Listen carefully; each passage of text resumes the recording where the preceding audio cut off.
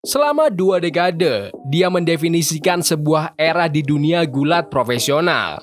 Dengan 17 gelar juara dunia, etos kerja yang gak ada habisnya, dan pesan sederhana, never give up, John Cena jadi ikon global. Tapi saat kita kenal dia sebagai the face that runs the place di WWE, ada superstar diam-diam yang muncul di layar lebar. Tanggal 14 Desember 2025, John Cena resmi pensiun dari kompetisi di ring WWE, menutup salah satu babak paling bersejarah dalam dunia sports entertainment. Jadi, gimana caranya si Master Attitude Adjustment ini bisa jadi talenta komedi yang luar biasa, anggota keluarga Fast and Furious, dan bintang di DC Universe? Kita akan mengungkap filmografi dari John Cena yang luar biasa, mulai dari The Marine dan perannya yang mengejutkan di film komedi Trainwreck, sampai memimpin Peacemaker dan berenang sebagai Ken Made di Barbie.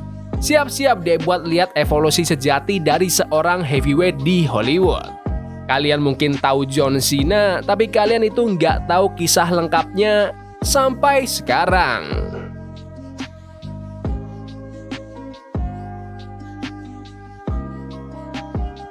Sebelum John Cena jadi Peacemaker, sebelum glow up komedinya, studio di Hollywood itu punya satu cetakan yang sangat sederhana buat dia.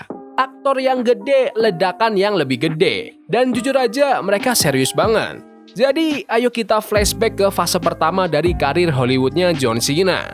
Era action. Inilah versi John Cena yang dipikirin sama Hollywood. Pahlawan Amerika yang berotot. Penerus yang udah siap jadi bintang action kayak Arnold Schwarzenegger atau Sylvester Stallone.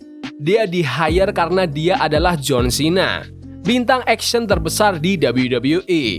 Film yang pertama kita bahas itu The Marine, tahun 2006. Diproduksi sama WWE Studios yang baru dibentuk, film ini emang dibuat khusus. Cena main jadi John Triton, seorang marinir AS yang diberhentikan, terus harus menghadapi gerombolan pencuri berlian yang ngeculik istrinya. Filmnya tuh murni action, sekelas B-movie yang gak disaring sama sekali, penuh ledakan, one-liner, dan tempo yang gak berhenti. Buat Hollywood, film ini berfungsi sebagai bukti konsep. Bisakah John Cena memimpin sebuah film? Bisakah dia menerjemahkan karisma wrestlingnya jadi kepahlawanan sinematik? Jawabannya, secara kritik dan komersial waktu itu tuh ya biasa aja. Filmnya bahkan hampir nggak balik modal di bioskop sebelum akhirnya jadi hit besar di pasar DVD. Tapi buat WWE dan studio yang menonton, yang mereka ambil jelas itu Cena punya kehadiran fisik dan nama yang marketable buat memimpin sebuah franchise. Dia cuma butuh kendaraan yang sedikit lebih baik. John Cena bahkan ngaku saat syuting film The Marine, hatinya nggak bener-bener ada di situ karena waktu itu dia fokus banget buat jadi juara dunia di WWE dan nggak nganggap film itu seserius yang seharusnya. Dia bilang dia secara mental lagi di tempat lain dan terganggu sama wrestling yang memengaruhi kehadirannya di lokasi syuting. Kalau dilihat lagi, dia nganggap itu semua sebagai pengalaman belajar yang mengajarkan dia buat berkomitmen penuh dan selalu hadir dalam pekerjaannya. Sesuatu yang dia terapkan ke aktingnya sekarang.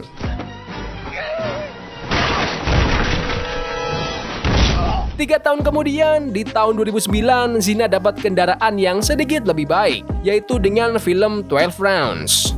Di sini Cena main sebagai detektif Danny Fisher dari New Orleans yang harus menyelesaikan 12 tantangan yang semakin meningkat di seluruh kota buat menyelamatkan tunangannya. Yang menarik dari film 12 Rounds adalah sutradaranya. Film ini dipimpin oleh Renny Harlin, orang dibalik film action blockbuster kayak Die Hard 2 dan Cliffhanger. Ini kasih sinyal kalau seorang sutradara action Hollywood besar ngelihat potensi dalam kemampuan Cena buat jadi pemeran utama action theater yang lengkap. Di film ini, Cena menegaskan kembali keyakinan industri bahwa dia adalah bintang action yang solid, mampu secara fisik dan cukup bankable buat genre spesifik ini. Cena membandingkan 12 Rounds dengan filmnya yang lebih awal, The Marine, bilang kalau dia merasa 12 Rounds adalah film yang lebih baik dengan upaya yang lebih besar di dalamnya. Jadi pada titik ini, studio nggak berusaha mencari tahu siapa John Cena, mereka berusaha memasukkannya ke dalam cetakan yang sudah mereka pahami. Si aktor action yang udah pasti jago pasca Schwarzenegger, pasca The Rock. Dia nggak lucu, dia nggak aneh, dia nggak self-aware. Cuma otot, ketabahan, dan kamera yang akan cut ke slow-mo setiap kali dia ngencengin otot. Itu ngebuktiin kalau John Cena bisa memimpin film action. Tapi itu juga membuktikan hal lain, kalau Hollywood gak tahu apa kekuatan dari John Cena yang sebenarnya. Itu semua akan berubah di fase berikutnya ketika Cena akhirnya bisa jadi sesuatu yang jarang dimiliki sama pahlawan di action, yaitu benar-benar bisa konyol dan natural lucu.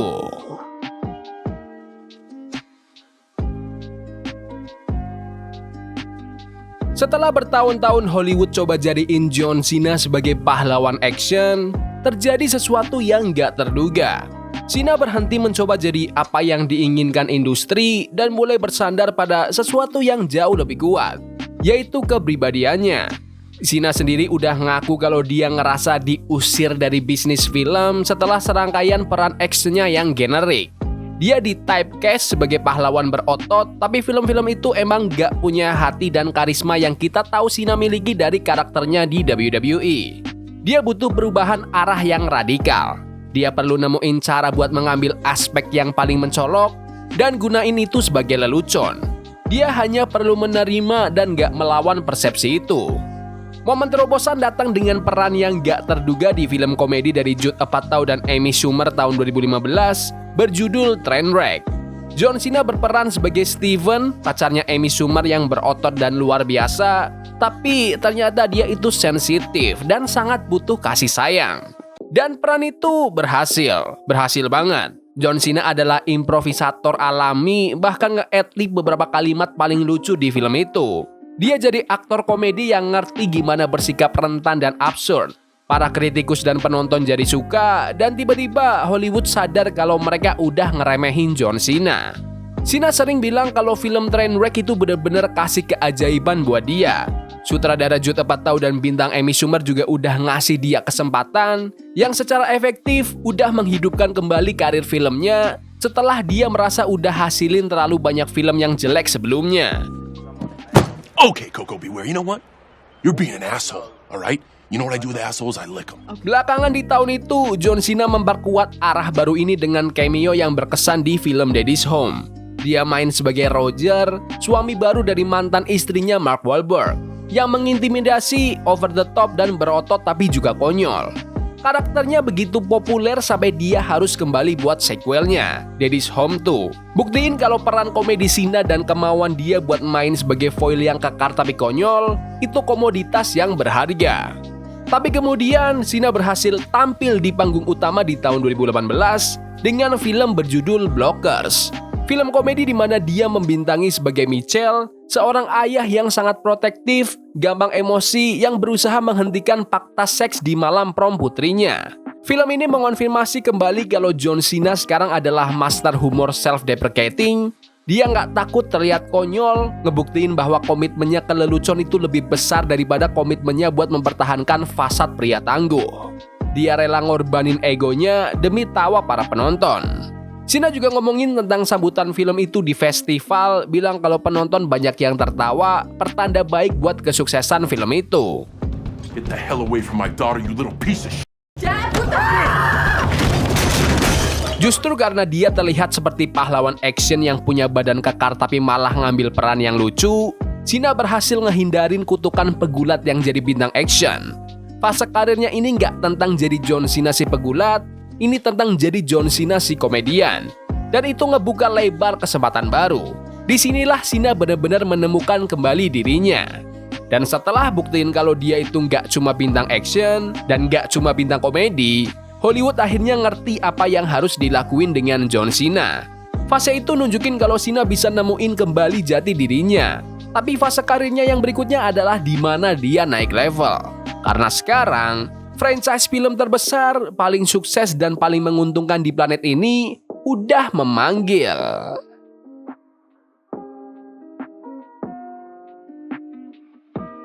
Tujuan di era ini itu sederhana, mengambil peran di franchise film yang paling besar, yang paling mapan, dan yang paling menguntungkan di planet ini. Ini nggak tentang memimpin film, ini tentang masuk dengan mulus ke dunia yang punya sejarah puluhan tahun dan punya jutaan penggemar yang setia. Pada tahun 2018, John Cena masuk ke universe dari Transformers dengan main di film Bumblebee. film yang paling diterima dengan baik dalam franchise itu. Cena masuk sebagai Agent Jack Burns, seorang perwira militer Sektor 7.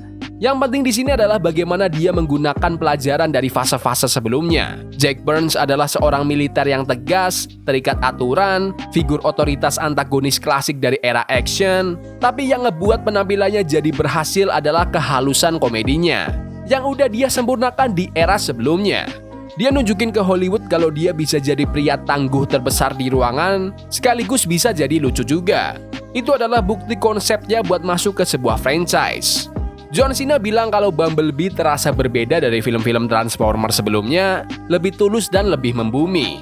Cena menyatakan kalau dia tertarik ke film itu karena ceritanya sendiri, nggak cuma karena nama Transformers. Dia ngungkapin kebanggaannya ke karakternya, Agent Burns, dan bagaimana mereka kasih kepribadian yang dinamis dan rasa humor yang surprising. Oh shit. Terus, datanglah F9, di mana John Cena bergabung ke seri Fast and Furious yang mega besar itu, sebagai Jacob Toretto. Ya, adik rahasia super spy ninja asasinya Dom. Dia harus secara meyakinkan berdiri sejajar dengan Vin Diesel, ngebawa adegan action, dan ngejual beban emosional dari sejarah keluarga yang retak. Inilah momen Cena resmi masuk ke aktor elit blockbuster. Fast and Furious gak cuma sekedar seri film lagi, itu tuh udah acara budaya global. Dan masuk ke dunia itu berarti dia nggak cuma mantan pegulat yang sekarang main film, dia udah jadi bagian sentral dari franchise bernilai miliaran dolar. Peran itu membutuhkan paket lengkap dari John Cena. Fisik yang intens dari karir awalnya, kemampuan buat menyampaikan adegan dramatis yang serius, dan humor deadpan yang memungkinkan film-film Fast and Furious ini jadi begitu over the top. Dia buktiin kalau dia bisa ngehandle taruhan terbesar, stunt terbesar, dan koneksi dramatis terbesar. John Cena sekarang udah menjadi franchise player. John Cena sempat ngungkapin tentang gabung dengan keluarga Fast and Furious ini, itu merupakan kesempatan yang mengubah hidup dan mimpi yang jadi kenyataan buat diundang ke franchise yang sukses yang udah berjalan lama. Dia mengakui warisan series itu dan merasakan tanggung jawab yang besar buat melakukannya dengan baik. Fun fact, waktu promosiin film itu, John Cena jadi tambah terkenal di internet karena video promo Mandarin Bing Chilling-nya buat film F9 yang jadi viral.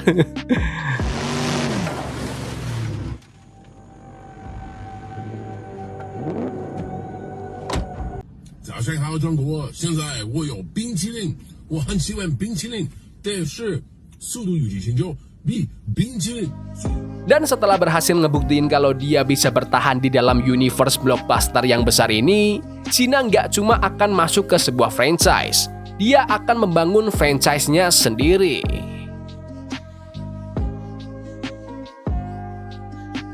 Setelah bertahun-tahun mainin peran action, komedi, dan bahkan masuk ke franchise besar, Cena akhirnya menemukan karakter yang terasa seperti dibuat buat dia, yaitu Peacemaker. Semuanya dimulai dengan film dari James Gunn di tahun 2021, The Suicide Squad. Dalam film yang penuh dengan anti-hero yang mencuri perhatian, karakter John Cena, Christopher Smith alias Peacemaker, tetap berhasil menonjol.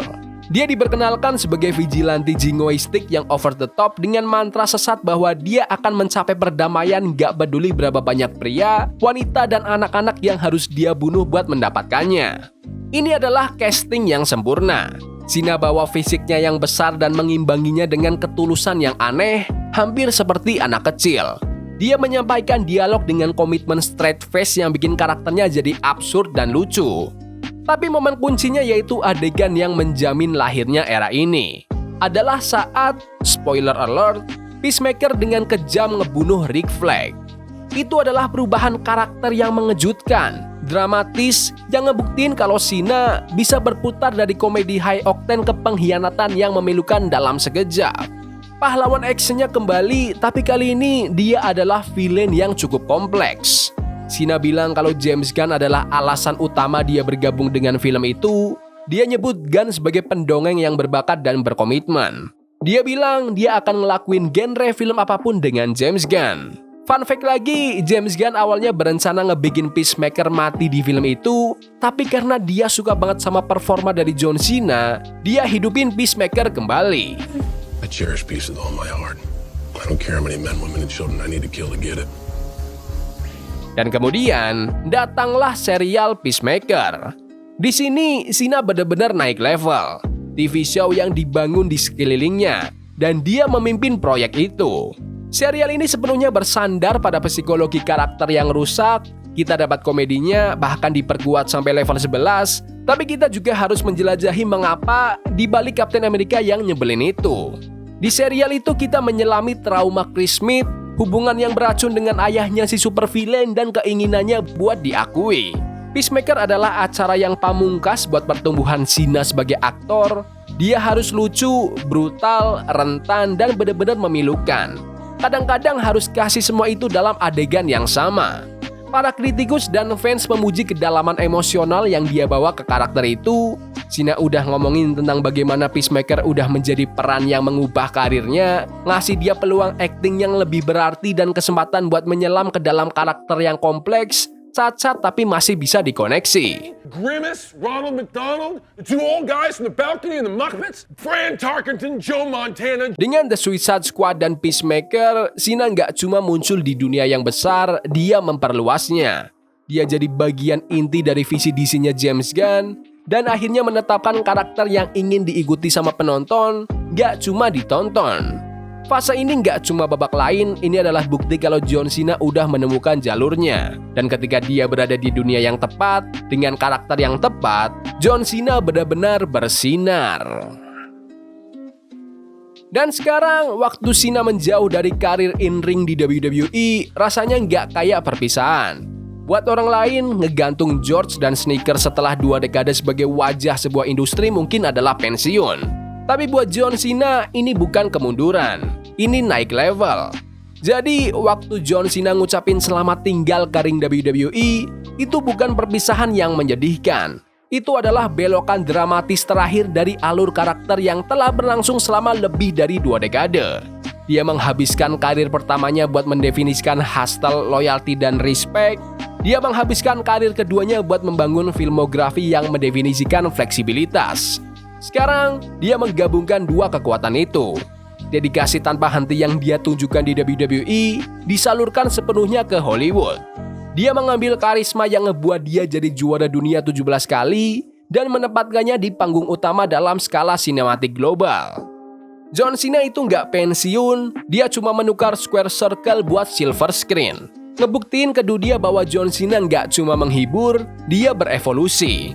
Karir legenda in-ringnya mungkin sudah berakhir, tapi era pemeran utamanya baru aja dimulai. Ya udah gitu aja video hari ini. Jangan lupa like dan subscribe ke channel ini karena aku pengen 1000 subscriber di bulan ini. Tolong bantu. Yes boy, see you. Love is a game we play incognito. Forbidden fire on Nico. Burning for love we can hold. I wish we were impossible.